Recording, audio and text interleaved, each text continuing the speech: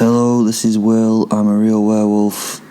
Please like and subscribe this channel if you would, or video or whatever. I've been asked to stop swearing by Louis, so as a favour, I'm going to stop swearing in this bit. Hello again, my name's Will. I'm a real werewolf and I'm telling stories of my life. I believe I'm an artist in what I do. I create chaos, destruction. I'm a latchist in my thoughts. I just like to see things break down and fall apart. This is a story about the time I met, I won't go into the name, you've probably seen it in the media. I spent the time playing with an Instagram influencer. So yeah, here's a story about the time the influencer met the werewolf. So there are other stories, go and listen to them if you want to. If you don't, I don't care. There's also a website apparently now, werewolf.host, where you can actually contact me if you really want to. I'm an admin administrator or something, whatever one of those is. Okay, so anyway, let me tell this story. Okay, so this is called the Instagram Blood Goddess, and if it sounds like I'm reading it out, it's because I am, as I always do, just to make sure I get the story right. Her morning had not started in grace and beauty it would normally have had. She had come into the day screaming and crying, trying to understand what the fuck was going on. She'd been dragged back to consciousness, I would say, a little bit rudely by having her favourite chihuahua, Mr. Pickles, murdered over her white Egyptian cotton-covered bed. Her trim and pert body had been the altar on which Mr. Pickles' blood sacrifice was transacted, and as you can imagine, she had not taken that sacrifice too well. The little dog had made the ultimate supplication to his mistress. He died as I slowly twisted his small body like wringing a wet cloth. The beautiful sounds of crunching and popping of small bones and ligaments could clearly be heard through my offering of him to her. The dog had died painfully and slowly. At first the little thing had squealed, but that soon ended as his tiny body, was torn in two. The little offering's blood had poured over her sleeping form, and the whole process had looked like some satanic rite from a shit B movie horror flick. The gore had spattered over her face and splashed into her mouth and nose. I must admit, for me it was somewhat sexual with its connotations, while she had coughed and spluttered awake. The rising woman then seemed like a succubus, a desirable horror, as she rose from the bed in a brief moment of non-reality. The, I assume, boyfriend lying next to her had responded quickly and somewhat bravely. On waking, he had been instantly ready for action. My posit had snarled a warning as the man moved at me, making me aware of the oncoming attack. So if you don't know what my posit's my werewolf soul. It's like a ghost that sits outside my body. It's in a wolf form. We communicate telepathically, and when I want to become a werewolf, I absorb him into me. So that's my posit, and he's called Fenrir. You're fucking dead, man, the man yelled as he leapt. I have to admit, I was a little bit underprepared for him. I'd not considered him a threat. He was far too pretty for that. Sadly, the outcome of his unexpected attack meant that he was not so pretty now. He lay dying in a pool of his own blood. His last breath formed bubbles in the puddle of burgundy red, a stark contrast to the white marble. Avril, that's her nickname, but we'll say the Instagram goddess is called Avril, had come into post-sleep consciousness just in time to see me smash his jaw off his face. I had a kind of thrown a half-hearted right hook that was more of a reactionary slap than anything else. As it had connected, it dislocated and then ripped off his lower mandible, letting teeth loose and showering drizzle of spittle into the air. His smashed appendage now swung oddly from his head, and he screamed an agony-filled blast of noise, trying to grab his jaw and then hold it onto his face. The intensity of the sensations he had felt made him shrink back into a hunched stoop and yell through the bloody mess that was his mouth. He was so funny to watch, trying to hide his face from me. I think he was a little embarrassed. Cute of him. I turned him by I turned him by gently grasping his shoulder and looked into his hurt and terrified eyes. I smiled and gave a small nod of concern before I smashed him hard on the side of the head. There was a satisfying crunch as his skull deformed around my hand. His well-muscled body then became rigid and he fell forward in slow motion, smashing heavily onto his face like a falling tree in the woods, and we were there to hear it. Fenrir had just sat there throughout the action, laughing. He joked as the man fell, yelling, "Timber!" That's my werewolf soul again, Fenrir, the poet. Sadly, the man had not moved since. It was a real shame and a waste of a true 10 out of 10. He definitely had been a well-built young man and was hung like a donkey too. Well done, girl. It took me a moment or two to get over this rush and death. His son had tackled me, and him being naked and him having a 10-inch morning glory swinging in front of him had been, well, a little surreal, but he was now erect and unmoving. The girl on the bed looked at him and then at me, pushing herself back to the headboard of her huge white bed and sat there staring in disbelief, bloody and frightened. She gathered the bed sheets and duvet around herself as though it would offer some sort of protection or barrier between us. "Hi," I said, smiling and giving her a little coy wave. "I am one of your biggest fans and I thought that we could do a shoot together for your Instagram account. It would make my life complete. What do you think?" My face displayed honest interest and hope. Fenrir sat, nodding his head. I pointed at the two halves of the dog. "Sorry about Mr. Pickles, I apologised. He was a good boy, really." Then I remembered the guy lying on the floor and swept my hand in his direction. "Oh, and I'm really sorry about whoever he is." I pointed at the dead man on the floor. I repeatedly pointed at him again, rubbing the top of my head nervously with my hand.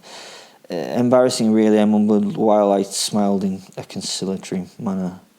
"That's Lance," she said. "Is he okay?" Big tears were welling in those hypnotic, limpid blue pools of eyes. "Huh," was my reply as I came out of the trance of those eyes.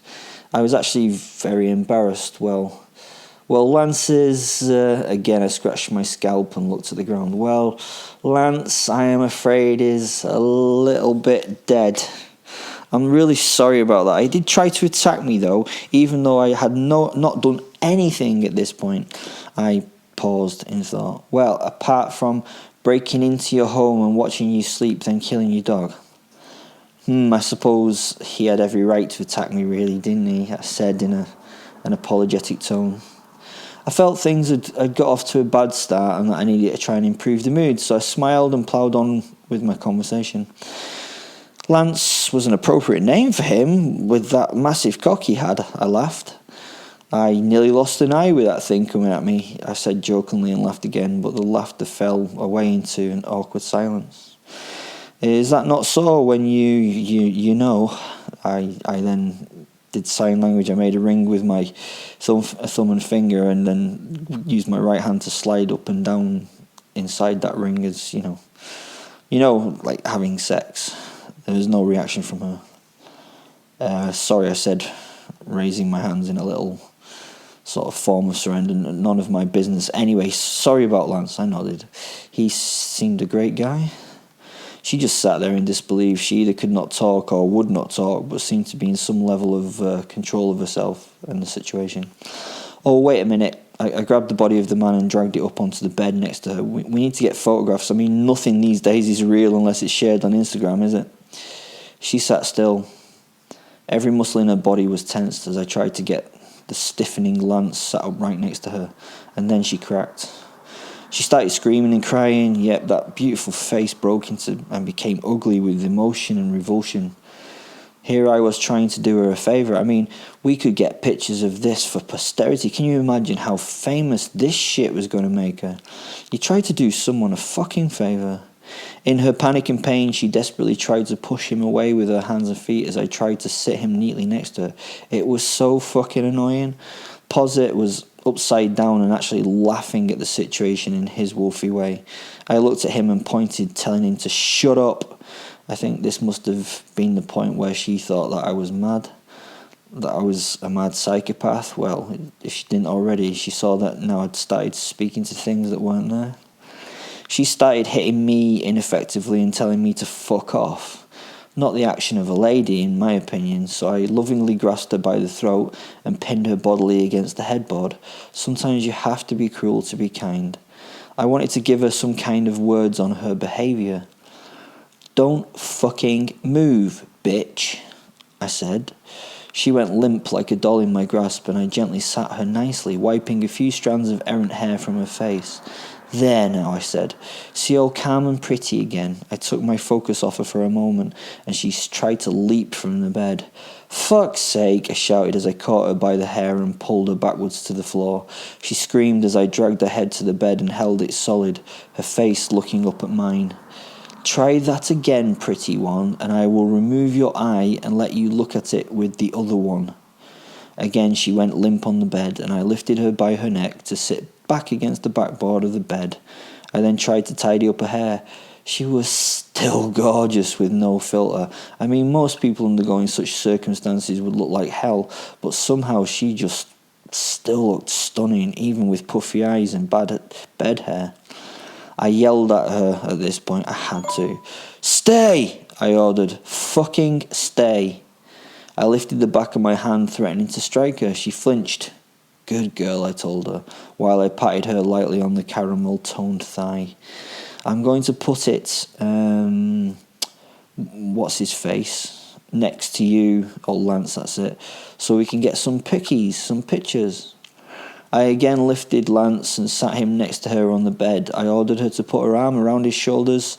She disappointingly started to breaking up again, giving it the tears and all that bollocks, and was very hesitant about touching him. "No!" I exclaimed. "Put your fucking arm around his fucking shoulders." I emphasised my words by gently slapping her perfect cheek.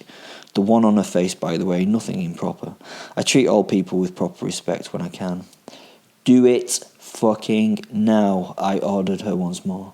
My finger ran an inch from her screwed up face. "Don't make me hurt you, please." She was still sniffling, but tried to put her arm around his shoulders. "Hey, look, I know he's dead and everything, but come on." Eventually she settled down a little and reached her arm around his shoulders properly, around the shoulders of a boar, and it was such a beautiful picture to take. She sits there, this tiny little thing, crying her little heart out over the loss of her loved one. It warmed the very cockles of my heart how much she cared. "Now, that is a beautiful scene, my darlings," I told her. "The perfect scene for your public." I shook my head and then stood in silence with folded arms, just drinking in the veritable vision before me. After a few more stolen moments, I turned to my posit, opening my arms and then sweeping them towards the scene. "What do you think, posit?" I asked. And I was literally wiping the tears from my eyes. "True beauty, Will," said my posit. He was actually being a little bit sarcastic. "Now, when do we get to eat them?" There's no rush, Fen, there's no rush," I smiled, crouching down towards my new sculpture. "I think I will take this piece and title it The Death of Social Media. Oh, the emotions it will stir and build. Him representing the death, the lovely Avril, the social media," I exposed. "Then we eat 'em," laughed the posit in my head. "Okay then, Fen, that's when we eat 'em," I nodded at him. I sat back slightly smug. I yet again was on the cutting edge of incredible art, in creating incredible art. I was taking true beauty. I was taking these impossibly perfect individuals who had the security of money and power, and I was destroying all they held dear. They probably took what they had for granted. I was going to take that all away. Physical beauty, the perfect life.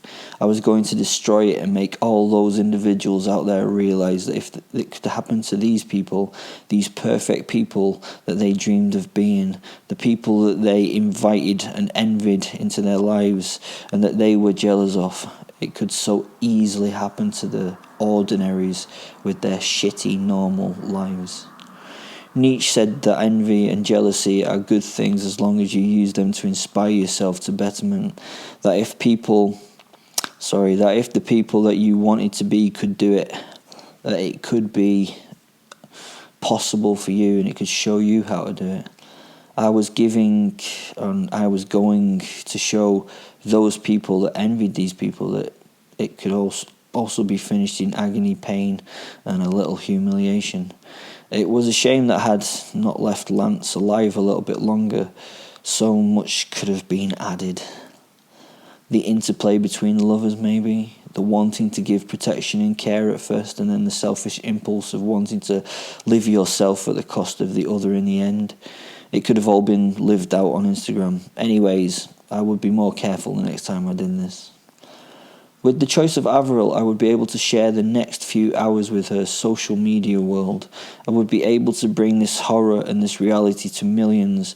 23 million possible followers would get to see the outcome of my beautiful artwork. The lucky bastards. Right, where's your phone, Avril? We need some pictures, don't we? She sat silently shaking. I said, where is your fucking phone now? She motioned by the bed and I picked up the phone, passing it to her for her to open it up so I could use it. I saw it pass her on her mind a moment to try and phone someone, but she behaved. Well done, good choice, I said.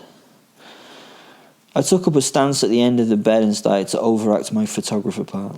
Closer, beautiful, that's it, smile, that's it, nice, look at him and support that jaw, lift it nicely, smile, can you wipe that blood from his chest, taste it, bitch, smile, good job. Oh, wait a minute, where's Mr. Pickles? I looked around. He's over there, I said, picking up part of him. Oh, he's also over there. Sorry about the messages from my phone. I'll remember to turn it off next time. We need to get him involved.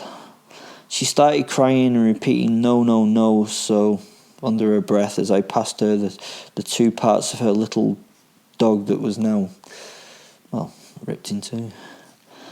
I then got them prepared and took a series of pictures with the dog, her and the limp Lance. I got some nice shots. I had a talent for this shit. She pushed through. I mean, I've got to admit, she pushed through like a soldier. Well, she did until a certain point where she broke and fell forward onto the bed, weeping and stuff. Why? She asked, looking up at me through tear-filled eyes. And then, why what? I asked. I'm helping you here. Just think of the number of followers that you're gonna gain when these babies go out on Insta. I'd shook the phone in her direction. Fuck, I emphasised, pivoting on the spot and raising my hands to the world in general. No one has had anything like this before. You are going to be the most famous Insta model that has ever lived. I was trying to tell her, and I was incredulous with her stupidity. Yet again she collapsed onto her face on the bed, crying and wailing. No, no, she cried through saliva strands. She's just so fucking ungrateful, I said to my posit. He shrugged. Humans, he replied into my head with a visible wolfish shrug again. Jesus, you're going to be the most famous person that ever existed on Instagram. You should be thanking me. She lay there even after all this convincing rhetoric and continued with the crying. At this point I was starting to get a little bit bored. I tapped my foot looking at her, then the posit, and then her again. Fuck this, I said, as I grabbed her once more and dragged her from the bed and onto the floor. Now you either stand up and come with me, or I drag you down the stairs on your front. And if I do that, you will end up being scraped and bruised. And I paused. And those legs and that arse, I said again, checking out the aforementioned body parts, which would be a shame. Your choice, though. I turned her face towards mine and met her eye to eye with a big smile. Your choice. Don't rape me, she screamed. What? I asked. Don't rape me, she repeated. I'm not going to rape you, you stupid bitch. I'm going to make you famous, I said. Again she screamed, so I gave her a gentle backhand across the face and pointed to my finger at her and shook it. Now quiet and behave yourself. Otherwise I will have to kill you right now, and that would have been a great waste of my time. You do not want to waste my time. It is precious. With her 23 million fans nowhere to be seen or to help her, she was sat in a chair in her LA home, Her usual pictures were of her in yoga pants at the mall, or her in yoga pants at Starbucks while having her super skinny organic macchiato with vanilla and garlic anti-constipation latte, or yoga pants in the gym, or in yoga pants in yoga.